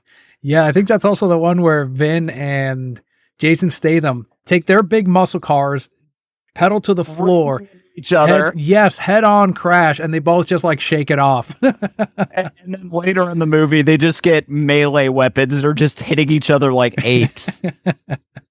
Love that shit, man. Good stuff. I can't wait. And another one coming out in June, which may end up being, I'm looking at the list here, but it may end up being my favorite superhero film of this year. We'll see. I thought The Whale was going to be my favorite film of last year, and that ended up not being true. But we've got Spider-Man Across the Spider-Verse releasing this summer on June 2nd. Cannot wait for this. It was another one that they're making back-to-back, so we should be getting part 3 also in 2024. And this one, it's looking awesome. We're getting a lot more Spider people in this. Who of the original cast is coming back, Dan? Everyone should be back. Oh, nice. I love the first movie, and this one has 2099, right? Yeah, he's like the main, I guess, antagonist, but he'll probably be a friend by the he'll end. be a good by the end. But I mean, I'm cool with that. I love that dude. The first one, I don't know, man. It's just really special. I really liked older Peter Parker, voiced by, is it Jake Long? He was in New Girl, which I probably shouldn't know that, but whatever. I've seen that whole fucking series, and he's really good, and I think he did a really good job at playing like the classic comic book Spider-Man humor. So I'm super excited for this. That'll be another one I take Leo on to theaters, and in case anyone's wondering about Scott, he hasn't seen the first one, so he probably won't be checking out the second one either. I'll give a quick thing. Like, my issue is just the way that it looks when it's moving, the 30 FPS type thing. It looks jumpy. It looks not good to me, but I absolutely love the art style itself. Like the poster and everything else, absolutely gorgeous. Screenshots, gorgeous. But I can't watch it in motion. Like, it bugs me. Did Leo watch the first one, Daniel? Yeah, he fucking loves it. Like that movie's the reason why Spider-Man's probably his third favorite superhero. Yeah, my nephews are obsessed with it too. I might end up going with their dad to watch this one so my sister can have a fucking spa day or whatever. There you go. And this one is getting me back into theaters to watch a Transformers film. It's been since, I think, high school since I've seen one. And Transformers Rise of the Beasts will be releasing June 9th. They suckered me in with the Beast Wars characters and they're sort of in there. And basically what I said when I was talking with Millennial Mike, I think about it, of this is the only way I'm going to get Beast Wars on the big screen. So I'm checking it out. I am too, man. I used to get up at 6 a.m. to watch Beast Wars. I was a fucking fiend. I had an Optimal Optimus action figure that was all I played with that Christmas. Oh yeah. My favorite was the Silverbolt. I had one of those toys, dude, and that thing was awesome. He was my favorite character. I could Mine never too. get a toy of him. He was so cool. I'm waiting for them to reprint him. But I think I was talking to one of the artists at MegaCon. It was either this or last year. I think I told Scott about it. It's someone who worked on the Transformers comic and might have worked on the Beast Wars comic. And I asked him at MegaCon, because he had a bunch of prints there from the Beast Wars line. And I'm like, any chance that we'll see some other Beast Wars show up in the current comic? And he was like, no, it's a big licensing issue where a bunch of Transformers IDW cannot use. And I was like, oh shit. So that might be why some of them aren't being reprinted as toys either. So maybe one day we'll get that Silverbolt back. But for now, I think it's kind of a lost cause. But it's cool, man. I love Beast Wars, and I'm hoping that this is at least halfway decent. I don't have any faith in that movie. As much as I love Beast Wars, like, I don't have any faith in, like, Michael Bay and all that. Well, I don't know if he's making this out, one. I think. Yeah, I think this is part of that reboot universe. Maybe, I don't know. I'll give it a shot if it comes to a streaming service, but I am Bumblebee was not pretty gonna bother good. going to see it. Yeah, it spins off of Bumblebee, which was the reboot to the franchise. Okay, because I know like the last night shit was like Oh, that was absolute terrible. trash. Like every movie, including the first Transformers, was pretty bad. Coming out of the massive popularity of Top Gun, Mission Impossible Dead Reckoning Part 1, releasing on July 14th. I have not seen a Mission Impossible film since 2. So it's been actually 3, so it's Damn. been a while. And I don't know if I'm going to change on this one. I wanted to see the one with Henry Cavill in it because I hear he's the villain. It's good. But I haven't seen it yet. I'm a big fan of all these movies. It's not like I definitely wouldn't put them in my top franchises or anything, but I've seen all of them, the more recent ones anyway, since 3, I think, in theaters, and I always have a lot of fun. I'm always like pleasantly surprised because I always go, they've been going for a while now. It's probably going to get like to the point where we're getting diminishing returns. And then I'm always like, man, Tom Cruise he's still got it, man.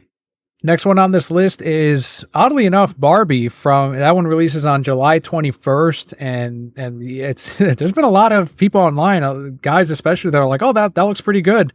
And there's that ongoing joke of people expect it to be a lot of like women or young girls going to see it, but it's going to be a bunch of like grown men, like, one ticket to Barbie, please. Gonna be grown men and like women in their 30s and 40s. Like, I don't know why it caught me. Like, I'm like, yeah, this looks pretty good. Margot Robbie's an excellent actor, and Ryan Gosling's an excellent actor. What could go wrong? Absolutely. You gonna check it out? Oh yeah, I'm going. I'm in theaters. I'll be there.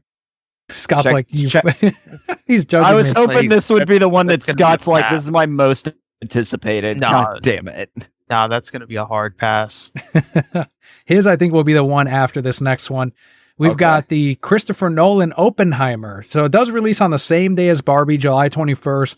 I will say that I'm probably going to see Barbie after I see Oppenheimer. This looks excellent. Christopher Nolan is amazing. He just came off of, now this is his first non-Warner Brothers project in many years, because he was locked in through his production company with Warner Brothers. And after they really alienated him during COVID and he cut ties with them, and I think it's Universal that picked him right up, and they were like, yep. There was that whole thing of, I even said it on the podcast, what studio is going to give him the amount of money that he asks for? Because Warner Brothers has really been that home for him. And Universal apparently is, and they're like, yep, no, here's the budget, and let's see how Oppenheimer does. And I'm sure from this success, Universal will then go, okay, here's even more money for your next one. And it looks amazing. This is probably, I haven't done this in a long time. This might be a day one watch for me. Like, I might buy tickets in advance and just, because I don't want anyone to spoil anything. I have never watched a Nolan movie where I didn't thoroughly enjoy myself. So this is a pretty easy commitment. I think this next one, Scott might have something to say, but we've got Haunted Mansion on August 11th. It is not tied into the Eddie Murphy one. Disappointingly, it is. Sadly, it is not tied in, though, to the Guillermo del Toro production that he wanted to do, because much like his other projects, he jumped out of it, and this looks to be a complete rehash from that project, so it's not going to tie into it. But you know what? Haunted Mansion is one of my favorite rides at Disney. I'll check out a trailer and see how it looks, so I'm cautiously optimistic on this one. Yeah. Scott, you watching it? Depending on the trailer. Like, it is absolutely my favorite ride to ever exist. Like, I love it. I buy a shit ton of merchandise. I even read the comic book for it. Holy shit. Which, it's an okay comic book. It's better than I thought it was going to be, if I'm going to be honest. It was $3 on Amazon Prime, or on Amazon, like Comixology. Yeah. Read. It's 4-5 issues. It's okay. But like, this one, I'll definitely see and give it a shot. As much as a lot of people hated the Eddie Murphy one, I don't hate it. I think it should have leaned actually more into the comedy. If I'm going to be honest, if you're going to get Eddie Murphy as the star, like, lean full in. You just do what he does. Yeah. Full insane. Which also would have been kind of cool, because then we would have the dynamic, because Haunted Mansion was kind of a mix of comedy plus horror, because the original creators thought one wanted comedy, one wanted horror. It would have been interesting to have the comedy movie that just went straight comedy and the horror one that goes more straight horror. I actually would think that'd be really cool, but it doesn't look like we're gonna get that. But My mom worked on the ride in the 70s. Oh, nice. The one here in Nice. Florida or California? Florida, yeah.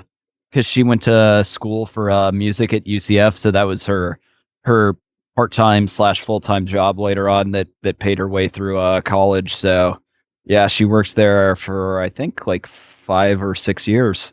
Oh, well, shout out to your mom because I really like that ride. Yeah, she Awesome. she really enjoyed working there. She said it was fun. You get to just walk up behind people and scare the shit out of them. Yeah. I mean, it's got an interesting cast looking at it.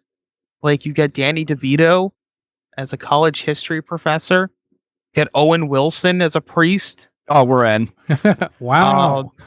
Jamie Lee Curtis as Madame Leota.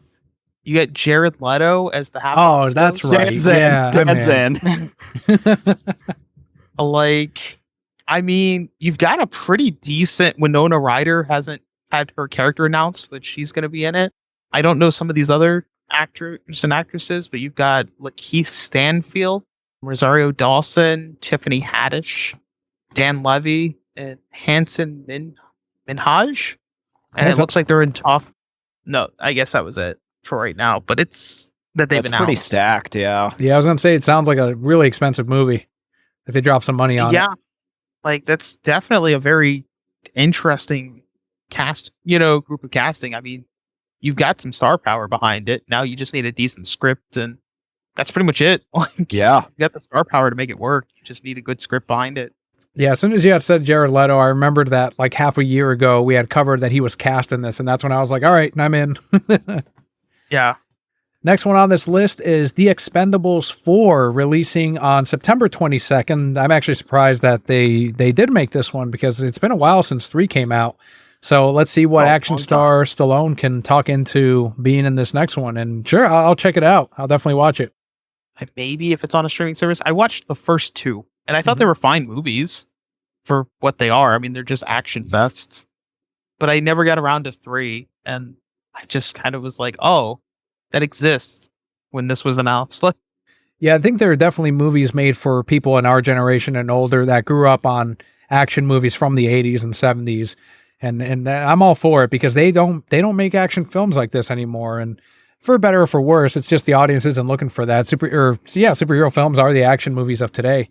It is what it is. So I'm glad that Expendables 4 is there and that we can kind of get that throwback film to that era. From Sony Marvel, and I'm excited for this one. We've got Kraven the Hunter from the Spider-Man universe. That one's releasing on October 6th. As I've said before, I do like Sony's track record for the handling of the Marvel properties. Just came off of Morbius, I think was their last one, which I enjoyed. And I'll be checking this out as well. Probably will be also. Kraven's probably in my top 5 of Spider-Man villains. Kraven's Last Hunt is maybe my favorite Spider-Man comic. A lot of it because it's so isolated and standalone, and it does a really good job at kind of showing the side of like Peter fighting these villains is actually fucking terrifying and painting Kraven as a legitimate threat. So I'm definitely intrigued by this movie. Next one here is from Zack Snyder. It'll be on Netflix. He filmed these back to back as well. So that's a theme here. And that's probably a product of COVID where if you can film the 2 films, do it right away. Rebel Moon Part 1 will be releasing sometime this year. I think we're going to get a trailer in the next couple of months, but this might be my most anticipated movie of this year. And this is once again, if you are out of the loop, this is that Star Wars project that Zack Snyder had pitched to Lucasfilm, which they were considering, and then Disney bought out Lucasfilm and Star Wars. So all those in production projects went out the window and they did their own thing. So he pitched it to Netflix, and I think he did the same with one of his previous films, might have been Army of the Dead, but where he's making his projects that were either rejected previously or he didn't get around to making. And he is a big Star Wars fan, so he's getting the chance to make his Rebel Moon Star Wars film without the connection to Star Wars, of course, but in the Netflix universe. And they gave him the budget, and it seems like they're behind it. So we're going to get Part 1 this year and Part 2 in 2024. I am. I- I'm also I'm not excited. surprised it's gonna be your. Just gonna be honest. What's that? I said I'm not surprised it's your most No. anticipated in any way, shape, or form. Yeah, and it's one of those things where, and I've said this before too, but on Twitter, people were like, all the Star Wars fans that have felt like these Disney movies aren't any good, or might potentially have this thing where they'll support it because they're like, this is what it should have been, type of thing. Oh, 100%.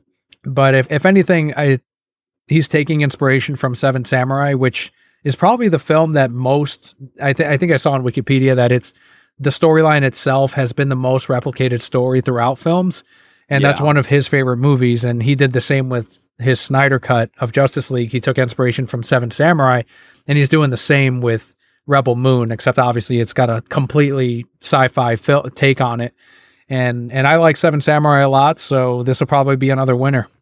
Basing other movies on something you love is not a bad thing. Like Magnificent Seven with Clint Eastwood is also based on 7 Samurai, and that's a really good movie in and of itself. So that if anything just excites me even more because he's got a really good base to go off of. Last one on here, which is part of Boycott Warner Brothers Discovery, but it's a shame because I really enjoyed Dune Part 1, and we're getting Dune Part 2 on November 3rd, so right in time for the Christmas season. Kelly and I really, really, really talked up Dune and really enjoyed it. So I'm sure Part 2 will be good. I watched it because of Denis Villeneuve. I'm not a Dune guy, but I'll watch anything that Denis makes. And I just hope things are better by November because I really want to see Dune Part 2. I have not watched Part 1 yet, and I should because I'm a sci-fi nerd. I just haven't gotten around to it. But if I watch it before then, I'll go check this one out because I've heard nothing but good things about it. If there's a different film that you're looking forward to, let us know on Twitter or on Discord, wherever you get a hold of us, and let us know if maybe we missed something on here that you're looking forward to the most. Obviously, there's a ton still releasing this year. We didn't even touch on any anime or on a whole lot of animated films in general, but there's the most anticipated film so far just based on internet feedback and some pre-ticket sales, as like I said, Megan has already released. But let's move on to the most anticipated games this year, and this is where I'll mainly hand it off to you guys since I just play the Lego games on repeat with Leo based on what he wants. So aside from one game that I am looking forward to, what are your guys' most anticipated games in 2023? And we'll start off with Scott, since I know you didn't have a whole lot to say in the movie section. So just a few of my favorites are going to be Like a Dragon Ishin, which is a side story of the Yakuza franchise that was out on PS4 in Japan and never came to the West, and we never thought it would. So that's kind of cool to see. It's Yakuza set in feudal Japan. So that's right up your alley. pretty- Actually, you too, Sam. It's I'm it's also really going to be freaking checking cool. it out. I already have it pre-ordered, paid off. It's ready to go. Theater of Final Fantasy, also Final Bar Line. Really excited for that one. I very much love the Theater of Final Fantasy franchise back on 3DS, including importing in the 3DS copy or the Japanese copy of Theater Dragon Quest, which was rhythm game just with Dragon Quest music instead of Final Fantasy. So very excited. Like that announcement kind of came out of nowhere that we were getting it, and very excited. 502 songs if you buy all the DLC, which I've already ordered all DLC. That one is super hype. Along with, let's see, Hogwarts Legacy. I'm actually excited for that. Oh, interesting. I know a lot of people are very there's a lot of controversy with this because of J.K. Rowling herself. I see it as these are the developers, not like J.K. Rowling had nothing to do with this other than the fact it's Harry Potter. Yeah, I think she's just profiting from it, right? Yeah, which at this point, I mean, anything you buy or see Harry Potter is going to profit. You go to fucking Universal Studios, you've given her money now. So you're going to boycott Universal Studios because they have the Harry Potter lands? I mean, it's just kind of like, yeah, okay, I won't do anything that she directly works on. But at the same time, like, I have no issue with Harry Potter in general. And neither do a lot of these Harry Potter people that still go out and buy all the merchandise. Right. They wouldn't keep making this crap. Yeah, I've seen them justify it like In my mind, Daniel Radcliffe is the creator of Harry Potter. And it's like, okay. Yeah, like whatever you need to say to get yourself to sleep at night. Resident Evil 4 remake is going to be freaking amazing, at least from the trailers. I'm very excited for that. Fortunately, it releases really soon.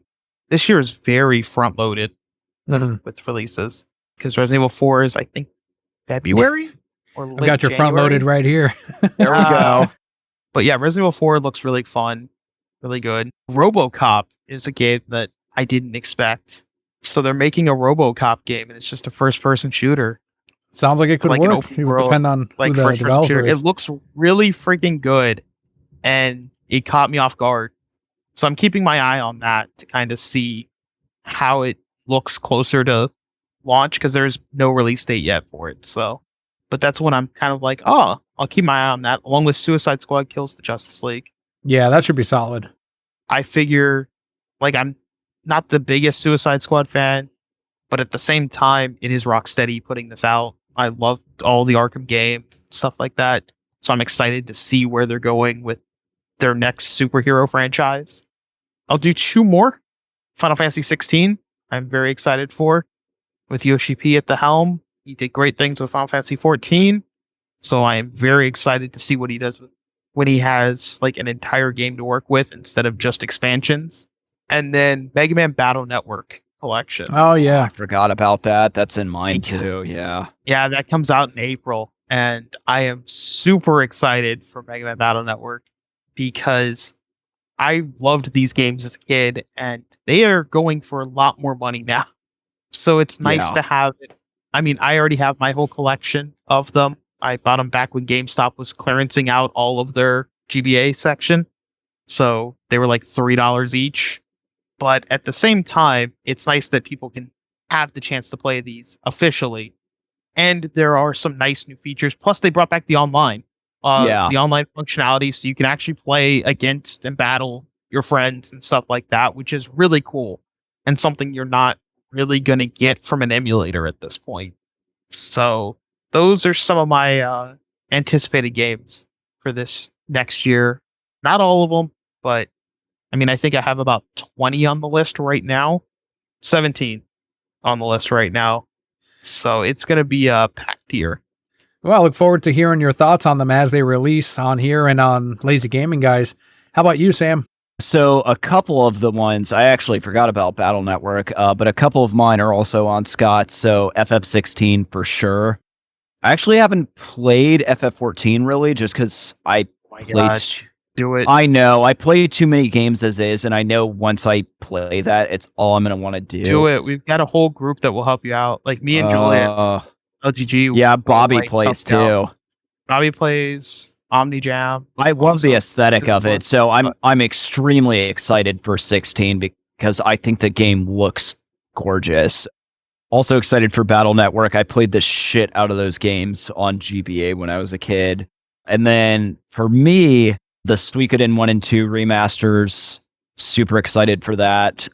Hades 2, super excited for that. And then Lies of P, which is a Dark Souls style game where you play as Pinocchio. Looks very interesting. Early gameplay footage. The game looks very dark and beautiful. So I always love those types of games with a lot of challenge built in. They just feel very rewarding. So I'm really interested. I believe it's from an Italian studio, so it looks really cool. Lots to play in 2023. I will go ahead and plug Microsoft Starfield, which looks incredible, looks amazing. I don't know if it'll be a day one Game Pass one, but it looks like a massive game. I think it is still set to release this year, although I wouldn't be surprised if it got delayed because I haven't seen a whole lot from that game. But that one, I believe, was still set to release, at least initially, sometime this year. So I look forward to talking about that and seeing a lot more content as we get closer to the release. But there you have it, some most anticipated releases. And now we can close out with, we got a comment from Adrian on Patreon before we move on to our last segment, which is the Brocat Block. And Adrian from Patreon said, quote, regarding the Daredevil series, and this is all referencing last week's episode, I won't be watching it. I watched the Netflix Daredevil season 1 and season 2. Didn't bother with season 3. I like Vincent D's portrayal of Kingpin, but they could have used another bigger villain. He's overplayed like Loki. Plus, I watched Netflix Marvel thinking that they would tie into the MCU, but they didn't. That hashtag "It's all connected" was a lie. I loved all the Netflix series, even the Defenders. Although you would think Marvel series being a property of Disney, they would have given a lot more money to the production for more supernatural effects, but they decided to be cheapskates. End quote. So I'll end it there before going into his DC comment. And I did cut his comment down a little bit, which I'm sure he doesn't mind. Sam, I know you watched some Netflix stuff. Did you kind of have the same thing as far as season 2 and 3 of Daredevil and that weird? I don't know if you heard, but they're going into a lighter direction with the Disney Plus series. I'm not super happy about the whole lighter direction thing, especially considering they decided to call it Born Again, which is my favorite Daredevil storyline and is anything but light. Right. It all deals with Matt's like the mental fatigue that he's suffering from like constantly being slandered by Kingpin, who is a legitimate businessman and could just destroy his personal life. So I don't like that. I did really like Netflix Daredevil.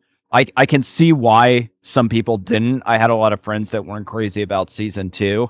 But I liked most of the Netflix stuff. Yeah, the MCU connection was a fucking bait though. Like they mention an incident in New York, and that's the most connection we got. Wow.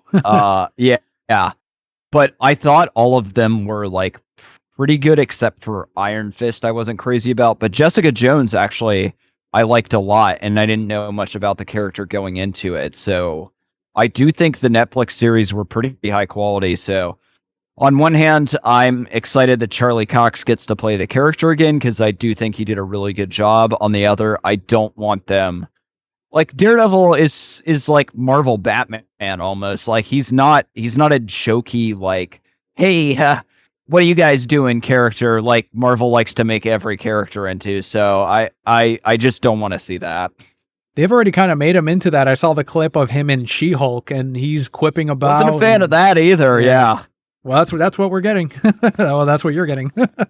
Yeah, I equated that last week to like, well, I'm glad Charlie Cox is playing the character, but like that mentality is also like, well, at least Henry Cavill's back as Superman, even though it's like the Justice League version type of thing. It's like, I'm glad that he's getting to do a thing, and I do think he cares about the character a lot. He won awards from like handicapped associations about how respectful his portrayal was of a blind person.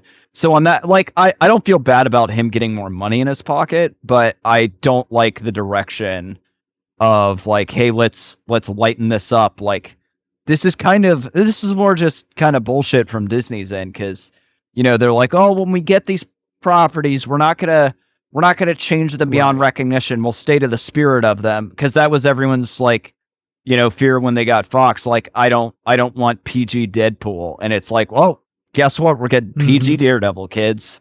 Absolutely. Well, you're also gonna get PG Deadpool. It's just gonna be a little bit later. Yeah. And continuing here, quote, regarding DC, there is no pressure at all on you, Daniel, regarding having hope. Hiring Gunn was not a safe choice. I'm off the hook here. And it wasn't even a good choice. They tried to do the Marvel thing with Whedon. It failed miserably. The Suicide Squad did not score well at the box office. Critical acclaim is not the same as the general audience. Plus, did Zaslav just ignore why Gunn was fired at Disney? Does Zaslav not have any sense of ethics? Regarding 2022 films, my favorites are 1, Accident Man, Hitman's Holiday, because I love Scott Adkins and I love the character he portrays as Mike Fallon. And 2, Lesson Plan, which is a Polish action martial arts drama which pays homage to the 80s and 90s martial arts action genre. I hope there'll be a sequel, end quote. I haven't seen those films yet, but thank you for chiming in with your favorite films of last year. And yeah, it seems like Zaslav did not care of his history, but it did sound like, as we were saying before, they were kind of scraping the bottom of the barrel since a lot of people turned down that DC Studios role before they finally got to alleged pedo Gunn. That's what happens sometimes. It's like, oh, we ran our studio into the ground. Well, there's no one that wants to work for it and take it over. So you have to scrape a really bad barrel. Hail Mary. Yeah. I don't think I don't know. I don't think he's gonna get to that 10th 10-year plan film like any of those films. In Oh, that 10 no years. shot. Then I doubt there'll be money for it. But thank you again, Adrian, for your comment on Patreon. Always love those and hearing someone else's perspective as well on last week's episode. Let's close out this week's with the Broket Block, which is what Sam, Scott, and I have been up to since you last heard us. So we'll start off with some Christmas 2022. How were your guys' Christmas? Whoever wants to jump in and start and maybe share some of the gifts you saw or got or gave. So some of my gifts I should mention I picked up or that I got were like I do have going back to Haunted Mansion. I got a statue of the Doom Buggy from Haunted Mansion with all 3 of the hitchhiking ghosts in it. Oh, And nice. it glows in the dark, or at least the ghosts glow in the dark and stuff. It's really cool. I very much love that. I also ended up getting a copy of Sonic Frontiers for PS5. So I've been playing a little bit of that, not too much. It's decent. Like I have nothing against the game. Just have other games that I need to play first before I really start diving into a whole other game. Then I have got a few anime, mostly some older titles that have been re-released recently, like Space Adventure Cobra. Sam's seen that, right? I have not. Oh, bullshit. That's a great 70s action series. From what I understand, I picked up it was the complete anime and the movie, except the movie's on like 4K Blu-ray, whereas Oh, the anime nice. is on the normal Blu-rays. Also picked up Turna Gundam, great Gundam series. Have seen that one. There yeah. we go. I've never seen Turna Gundam, so I'm excited Really to good. actually have a series that I haven't seen. A few Lupin the Third movies, Farewell to Nostradamus and Dead or Alive. Happy that Lupin the Third is coming out now on Blu-rays, and that we're getting a lot of these in the West. I just bought Goemon's Blood Spray, actually. Fantastic movie. The whole trilogy. Goemon's Blood Spray, Fujiko's Lie, and Jigen's Gravestone are amazing. We'll have to talk more about Lupin later, because Lupin is a fantastic franchise. The only other anime I'll mention, I picked up Digimon Season 1 on Blu-ray. Nice. The English dub, they Rate Stuff went back, or Discotech went back and literally redid everything. Like, this is the best quality it's going to ever get, because it took, I think, 6 or 7 months and hundreds of pages of notes in order for them to get everything like nailed down of the quality and the retranslation, or they're looking at a retranslation in order to do the Japanese. They did a Blu-ray of the dub. Now they're doing a Blu-ray of Japanese audio with a new subtitle. Is that the same company that did Darkstalkers recently? Yes. Hard pass. I did not like, I just posted I love the presentation and everything of the box itself, but the Darkstalkers, I'm sorry? Did so much work to that. They did so much work to that anime. It's a shame because they had to color correct everything in that whole series. When I played it and I watched it, it looks like a DVD. It's not an HD. There's no way that's HD. I don't know. I own it now, but I have not watched it yet. Gotcha. Yeah. I mean, sadly, a lot of stuff from the 80s just wasn't in HD, so you can only upscale so high. Because I was kind of expecting something like Batman the Animated Series, where they had to go back and really clean the cells or clean the footage and release it. And they were also like, some of these were tricky and some of these cells are damaged and all.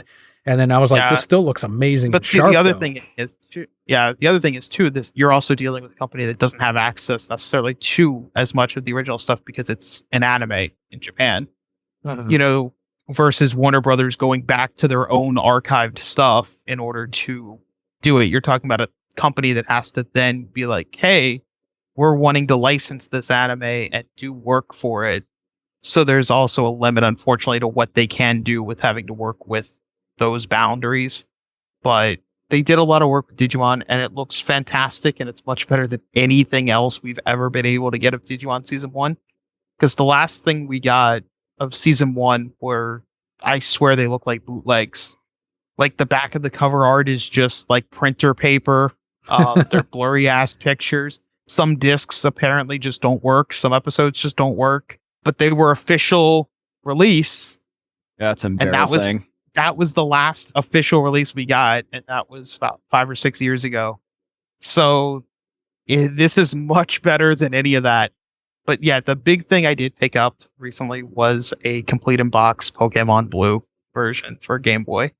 As close as you're going to get to the Holy Grail that you were sharing on It is here. as close, because with sealed, what I started realizing was, as much as I want a sealed copy, the only way you're ever going to get a sealed copy that you can fully authenticate would be to get a graded game, which I don't agree with a lot of games in any way, shape, or form, and I don't agree with grading your games right now, because a lot of games is fucking a bunch of shit in general. They're a shit company, a lot of shitty practices, and they way overcharge for grading games compared to TCGs. And game grading, I think, is like $300 or $400 a game. Jesus Christ. People have to try and sell these things at so much higher prices because $300-$400 of it was just grading the game. Right. Whereas a trading card, I can send it in for $20 and have it in a nice little case, and with the grade on there and all that. So until the grading of games comes down to a reasonable level, I don't think anyone should really be grading games. With sealed, there's just so much more to look for as far as in order to authenticate it. And it just makes it so hard to be able to tell from an eBay picture, versus, and that's the only way you're going to find it now. A shop isn't just going to carry a sealed copy anymore of Pokemon Blue. So it's one of those things that in order to be able to confidently buy a game or a copy, it was just going to be a complete box, not a sealed. And this one, it took about 2 hours for me to do all the research in order to authenticate it from the pictures. And I was able to find one. I bartered them down about $60, $70. It finally arrived in the mail, and it looks absolutely beautiful. It's got a few dings and dents, as I would expect from a, Game Boy game from the late 90s. But my God, there is something surreal about holding that in my hands again after all these years. Glad you had the opportunity and the means to go about it. Did you end up traveling anywhere as far as Christmas to see family, or did you stay in town? Nope. I was in town. My parents were sick, so it was pretty much just stay at home and help them get over it and try not to catch it. Well, I'm glad they did all right. It's a shame that people got sick, but that's been going around. I've noticed that right after the holidays, they're around other people, they're gathering, and they catch the flu or what were you saying your parents might have? Norovirus. Norovirus. Yeah, that was a thing, 3-4 years ago? Yeah, it was a thing also going around on cruise ships for a long too. Mm. That's why all the cruise ships started implementing like hand washing policies before any of the food areas and stuff like that. Well, that's good. I'm glad you had a pretty good Christmas. How about you, Sam? What'd you end up doing? Went over to my sister's house. She's got a husband and 3 kids. My brother, his wife, and my really adorable niece came over. So that was great getting to see them. And then my parents and I rode there together. As far as gifts, I actually only got one gift this year, which is what I asked for because it was a pricey gift. My parents got me a ticket to go see Paramore. Very excited about that. Haven't been to a concert since well before pre-COVID. And yeah, I was very thankful. It was, I looked up how much the tickets were beforehand, and I was like, oh, I can't afford this. So my mom asked, well, is there anything you want for Christmas? And I kind of said as a joke, and she looked it up and she's like, yeah, I'll get you this. So very, very excited for that. It's not till July, but there were already almost no tickets left when I asked. So really glad I get to go. So other than that, very laid back Christmas. Was that are they going to be playing in Orlando at the Amway? Yeah, at Amway. Nice. Very good. Yeah. Laid back Christmas, man. That's that's not what I mean. I sort of had some of that. We traveled to my parents, and then we also went to Kelly's parents' and Leo had a hell of a Christmas at both. He is a first grandchild on both sides of the family, so they're destroying his his discipline. Then he's got an embarrassment of riches. Yeah, absolutely. That's why Kelly and I got him a ticket to watch Jurassic Park on there's like a live show that they're doing, like where they bring out big puppets and I've seen the the commercials for that. Yeah, so that Okay, we got him cool. an experience for Christmas because we knew that my brother and sister or her family were going to get him toys and stuff. So sure enough, that's what happened, and he had That an makes amazing. sense. Yeah, he was really excited for Christmas throughout all of December. He had a little advent calendar that he was opening up every day, and it was a Jurassic Park themed one up until the 25th, and that's how he knew, like, all right, Christmas is here, and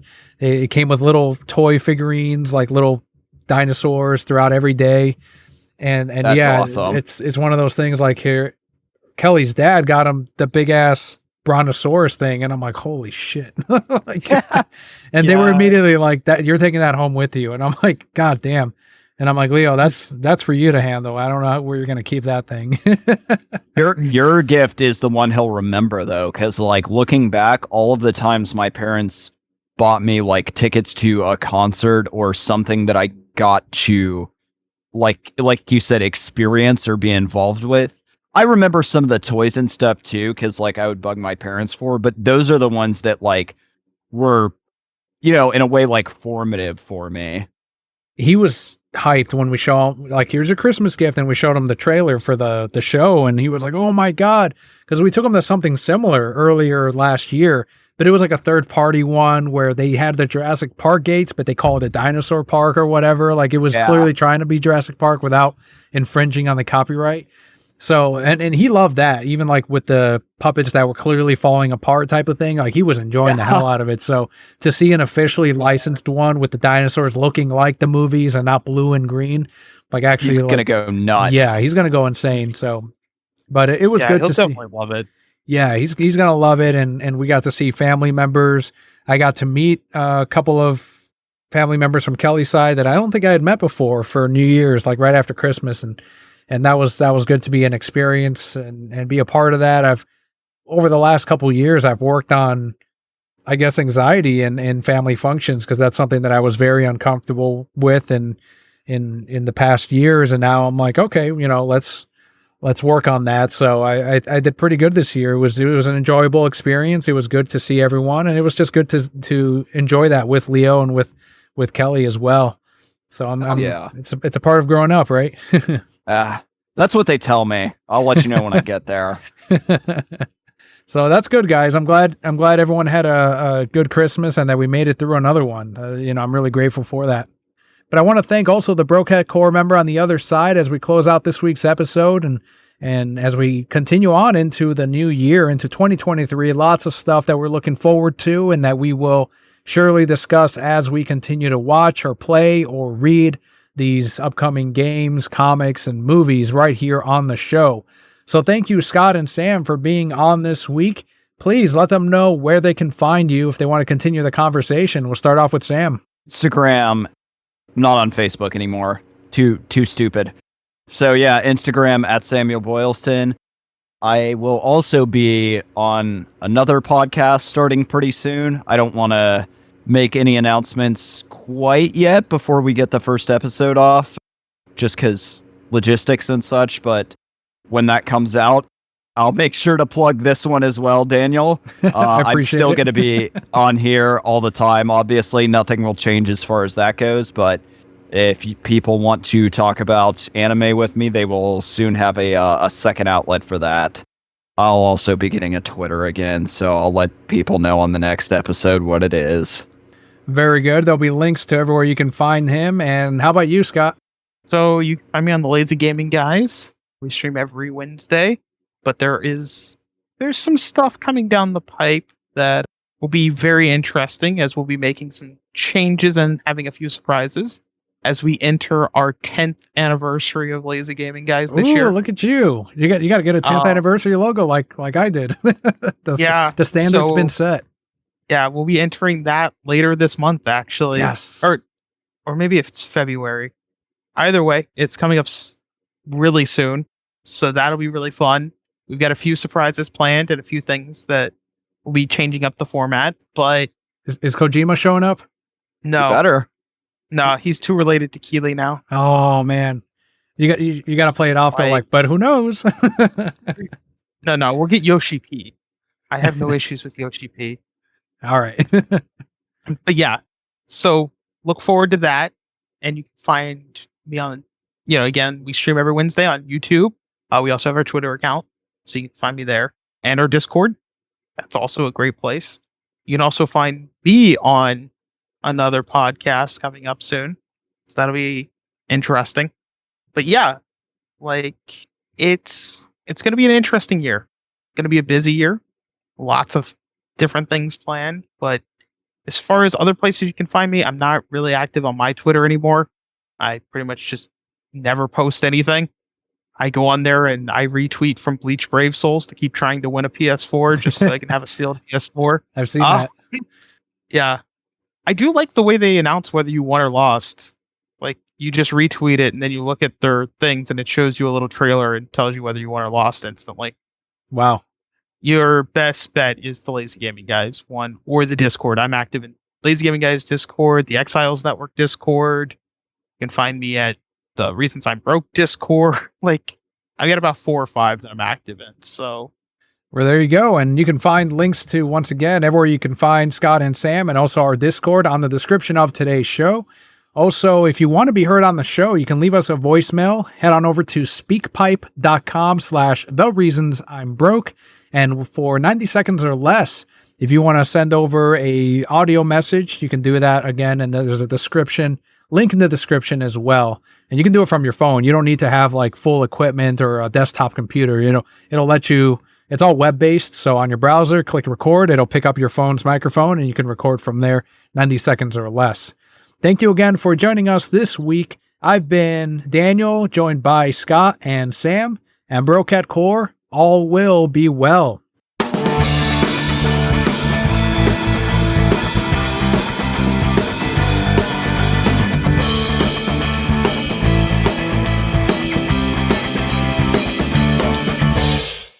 So I will say Leo had his first, close moment this Christmas where he was opening up present after present, toys and coloring books and all this. And then he opens up the one and it's closed. It's like a nice shirt and nice shorts and they're like dino themed. And he's like, what is this? Fucking hates it, right? Yeah. Yeah. He's like, oh, and he like immediately throws it down. Like, all right. Toys, peasant. As he should. As he should. And he's not at that age yet. Like, you don't need those. And it's a Christmas gift for our age, not exactly. Well, then that's something I got, and I didn't have the same feeling of like what clothes, because I don't expect, as you get older, you don't expect things for Christmas as much, like exactly like as I was a kid. So, yeah. But I did have an interesting moment where when I got hired for this office job, my parents are like, "Do you have clothes for it?" And I'm like, "Yeah, I've got to buy pants, and I've already bought those, but I'll just use my polos from my GameStop days, or when I used to be a substitute teacher." And that was enough to where like I was drowning in polos on Christmas. Nice. Like when I said it, my GameStop days polos, I'm sure their parent mind went, "You need new polos." It was funny because I was telling my dad like all the gifts. He was like, for other events, what types of gifts should we get you? And I was like, all the stuff I didn't want as a kid, so like socks and underwear. He's like, yeah, I remember. I'm like, I need that. It's true.